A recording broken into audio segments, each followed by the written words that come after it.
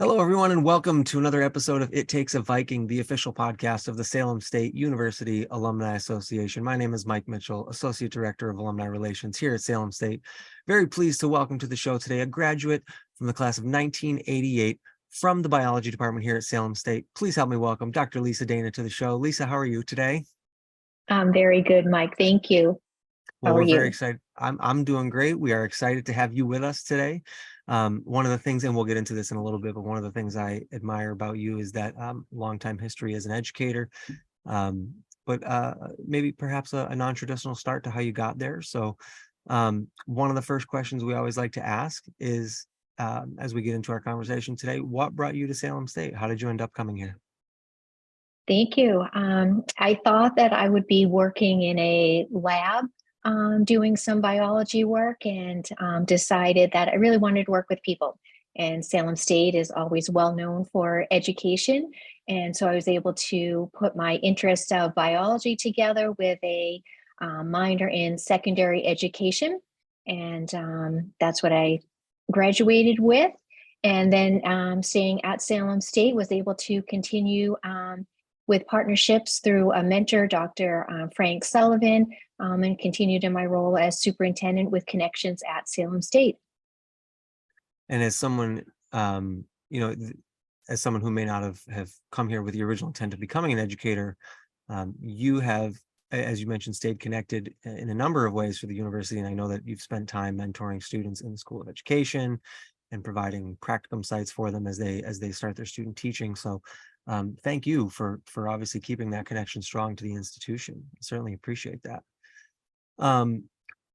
One of the things that I admire about, again, that acknowledgement that you came here to with the original intent of becoming a scientist, and then deciding that education was more or less kind of the chosen path for you after a while.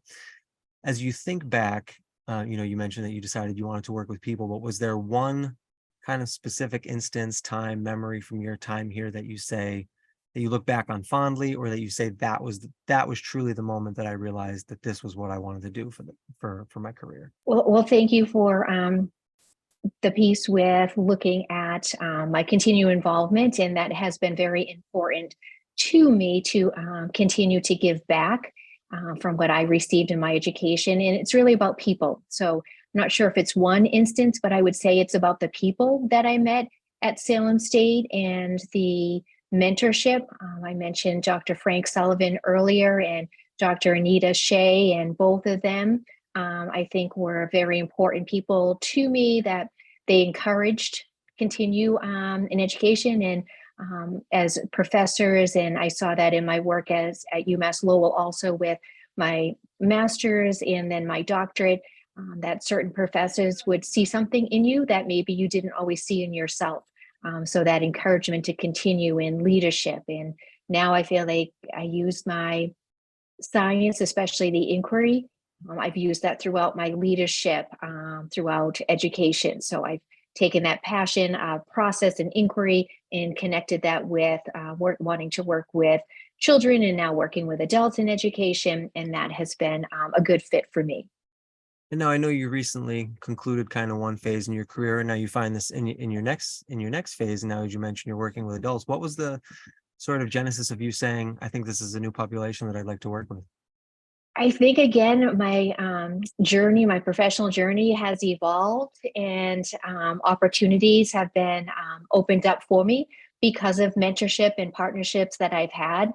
So leaving the classroom, and after about 6 years and working in curriculum, and then becoming a school superintendent for 18 years, and have just recently retired within the last year, and now continuing with what I see as my passion and wanting to continue with mentorship. So working now more with adults in mentoring a principal or a curriculum director, for example, and then also working with a nonprofit, Leap for Education in Salem, that working with adults to find career mentors to be able to work with young people. A great organization, Leap for Education. Yeah, Yes, lots of it great is. things about them. They work with a lot of our current students, just doing phenomenal work there. One of the things I'm always curious to know is that, now you have the benefit of hindsight of your career and everything like that. If you were talking to your college student self, what do you think a good kind of chestnut of advice would be that you would give yourself? I would say wanting to be kinder to yourself. And looking back now, what I've learned after a career of 34 years in K to 12 education, continuing to express gratitude throughout. I think sometimes we worry a lot and are we doing the right thing in our careers? And looking back now, what I think I've learned in the last 10 years is how important gratitude, self-care is, and making sure that if I were to be able to say that to my younger college self, that would have been something that would have benefited me throughout my entire career. Go easy on yourself every once in a while. Yes, yes. And it's okay to slow down to be able to balance everything, your family and your profession and taking care of yourself. All of that is so important. Particularly given the experience of the last 3 years, if nothing else, with what we've learned is that time is a finite resource. So you might as well enjoy it while you've got it.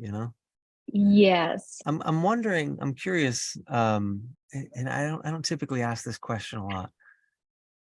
As someone who has had a distinguished career as an educator and still very much in the game these days, and as you've just touched on with self-care and things like that, I'm wondering, um, how do you practice that? Do you have a particular thing you like to read, or a podcast you like to listen to, or a show you like to watch? What are you listening to? What are you watching these days that's keeping you motivated and inspired?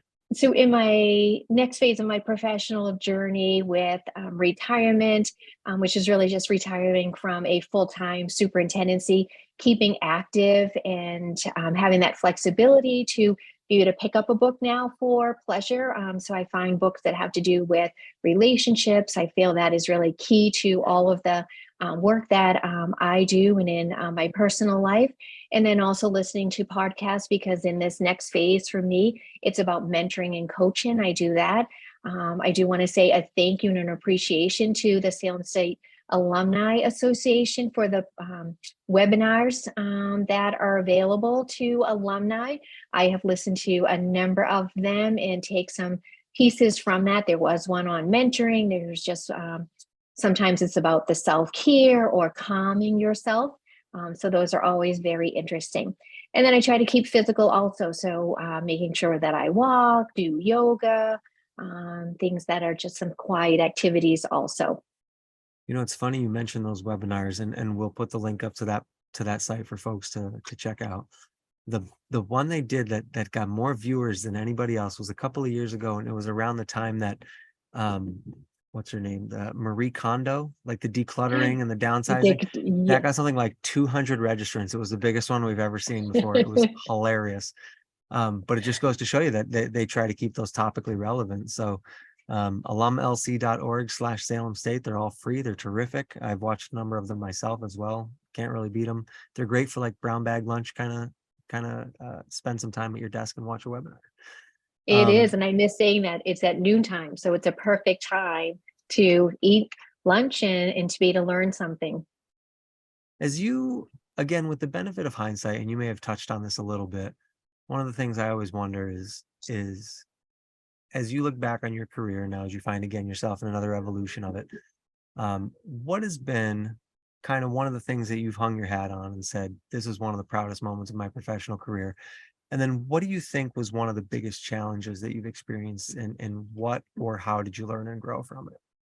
Proud of, I would say, looking back, of staying true to my core values, and being able to do that, of having a plan, setting goals, and as looking at, I think back of now guidance for future graduates is to have a support network. When I think about what are those successes for me and how was I able to be an effective school leader? And that was because I did have a support network, mentors, making sure that I reached out to a mentor and took that guidance, not trying to make decisions on your own, that saying about it takes a village, that it takes all of us, and that collaboration. I think I learned that in my first year of teaching, the importance of teaching students collaborative skills. But that's really so much in the work that we do with adults also,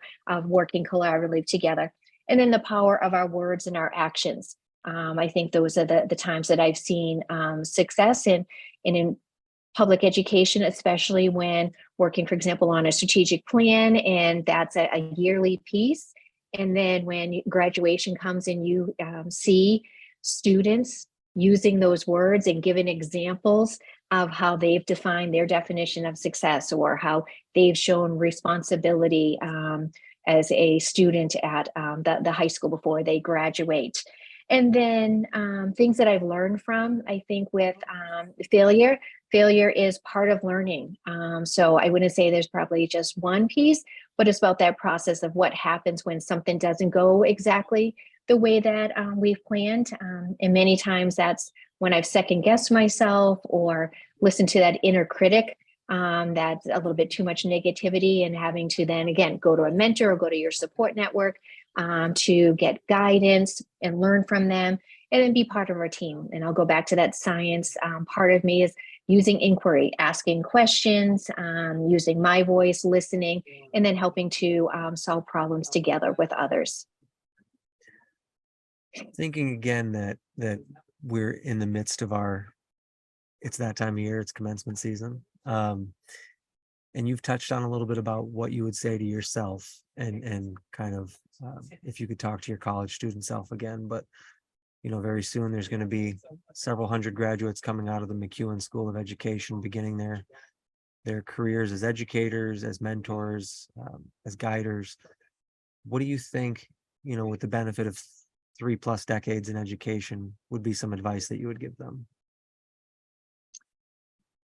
I've come up with 3 pieces from my work, and they're really looking back at, as you said, the 3 decades of being in public education. Is as an educator, is to set expectations, have high expectations for students and yourself and your colleagues that you're working with.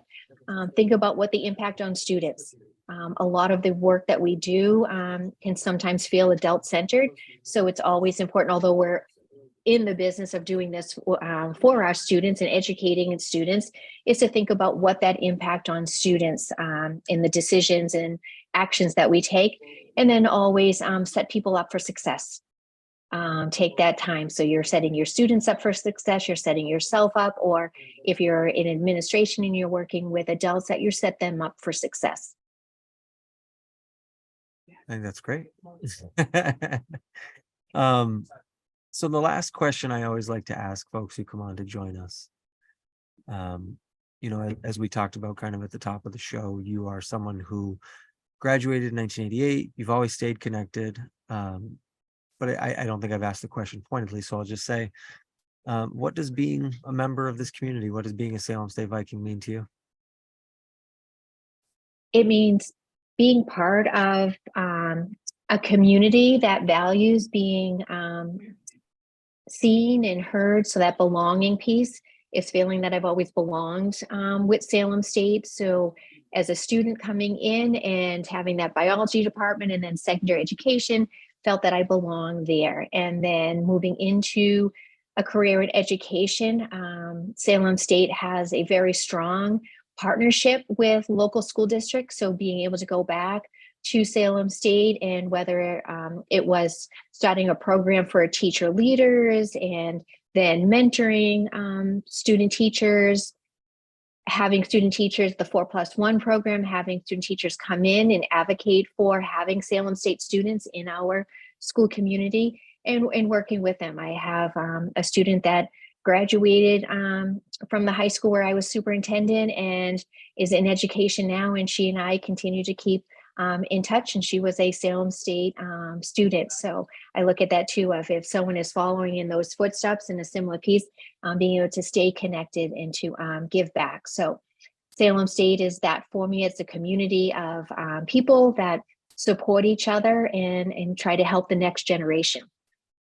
Took the words right out of my mouth. I was going to say, pay it forward for the next generation. Well, Dr. Dana, it was really wonderful to talk with you today. I really appreciate your time. Thank you so much for joining us. Thank you for all your continued mentorship of Salem State students and the future educators of America. We're very, very grateful to you. Thank you very much, Mike. Thanks for having me. And thank you all for joining us as well. That was another episode of It Takes a Viking with Dr. Lisa Dana from the class of '88 here at Salem State. I'm Mike Mitchell, Associate Director of Alumni Relations here at Salem State. And until next time, thanks for watching.